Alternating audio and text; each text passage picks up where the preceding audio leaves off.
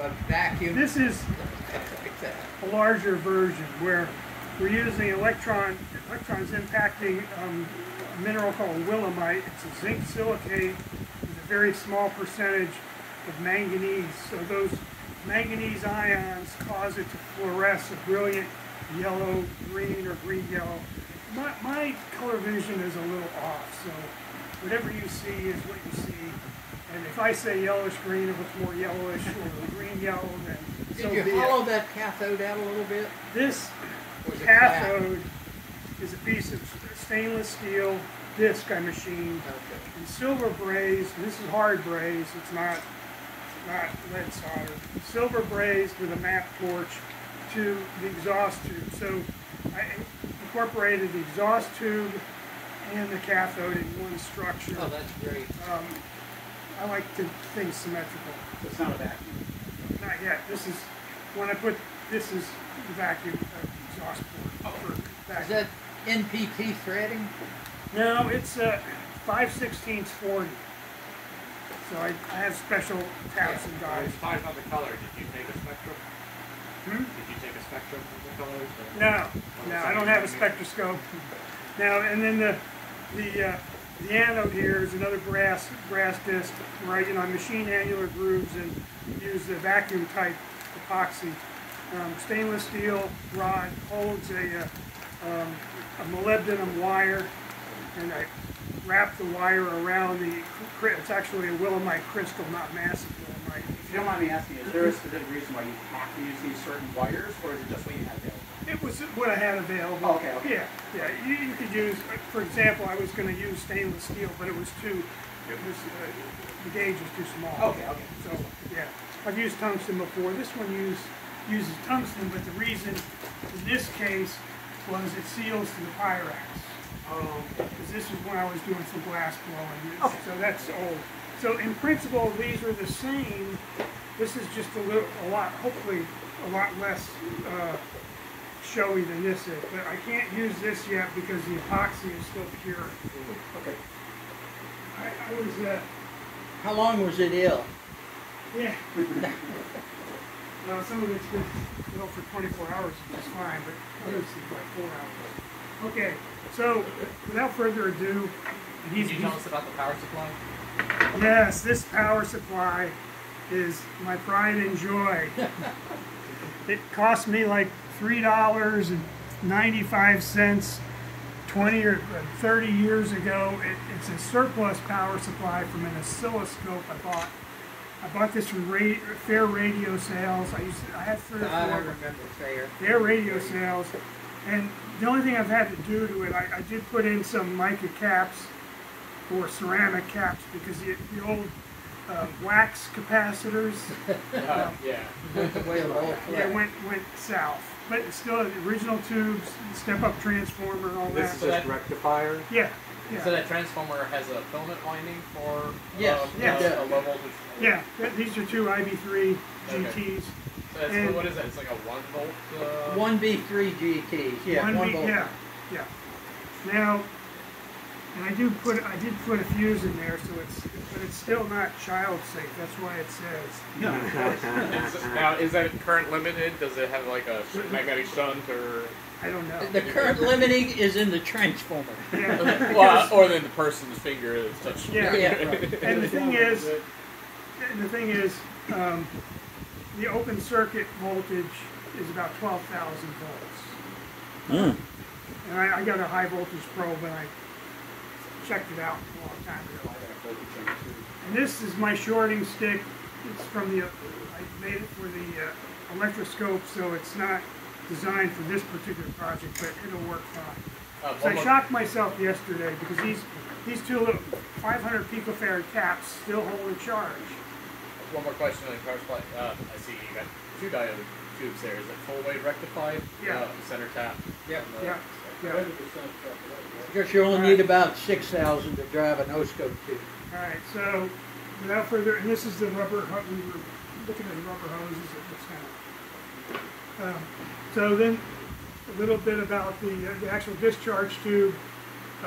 When I had an oxyacetylene torch, made this tube from standard borosilicate or Pyrex tubing, sealed the ends.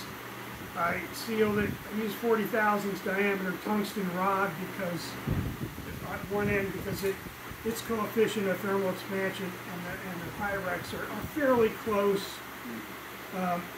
Ideally, you would put a sleeve of, I did this, some kind of sleeve of uranium glass that really is very close to the same coefficient of thermal expansion as the tungsten. You might tell them about the beauty of tungsten rods, where you can get them locally. Well, they supply. Yeah, they Well, have them in for all tin. diameters. And I go down, the largest you can safely do with this type of Yeah, Pyrex smaller, is better. about 40 thousandths. And this end is also, it's tungsten wire, and it's less than 40 thousandths. And it has a little piece of willemite, again, the same exact material as the new big tube. I collected those particular pieces of willemite back in 1992. Other stuff is just from July of this year. And then I machined my own vacuum flanges. I use Viton O-rings, so they don't outgas. But in this kind of dynamic system, you know, outgassing is not a real big deal because we're going to operate the tube with the pump on. And even when I turn it off, you can still see the glows that go over the tube and all that. This hose will not collapse. It's vacuum rated. And this is a regular refrigeration type vacuum pump I bought in Petersburg over 20 years ago, and it was like $250. Probably about $3 million today. Yeah. with the rate of inflation. So okay, so I'm going to go through it. So you guys ready? Any Yeah. questions? All right, and we're going to dim the light. I'm going to do the controls first, and then we'll dim the lights. And of course, I remembered to plug everything in, and that's sometimes I forget. All right, so switch.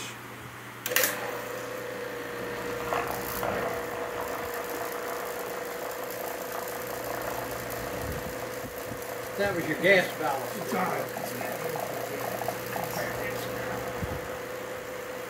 gas injector.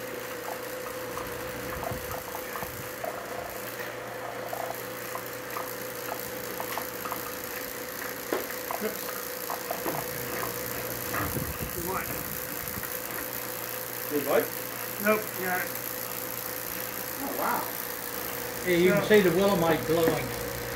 Yeah, like I said, it's not really spectacular, but you can start to see the positive striations. You remember, to my right, your left, you see around the tungsten cathode, you see the cathode glow. And really, if you look, but don't get too close, it's 12,000 volts. You'll see the cathode dark space, and then you'll see another dark space. And then the positive column, you see the willemite on the right side, and that's the positive column. And you see it's kind of in bands. Yeah. So that's the striations you've heard of. Is that like a standing wave? Correct. It's like a wave, yeah. But there's a lot of, in something as simple as this, there's a lot of interactions between the electrons, the ions, and mostly the willemite is fluorescing from electron bombardment. But with other ambient air molecules in there. So Every place you see a glow is ions dying. They're recombining. yeah, it's constant process. So as the vacuum gets lower, you see the character of the discharge changes. And for example, they used to use discharge tubes like this in the early days of vacuum pump technology. They used to use it as an indicator tube. How early they were. Yeah. I'd love to know who found out that this happened for the first time and how that happened. Oh, sure. Crooks. Yeah. Really? It was called a Crookes tube. Oh yeah, yeah. Oh, okay. This is just a little Crookes tube. Oh, Same like in discovered X-rays. I've heard of, but now I've never Looks good. seen. Okay, now I get it. Looks good, yeah. If you have a really deep vacuum, there will be no glow there except at the Willemite.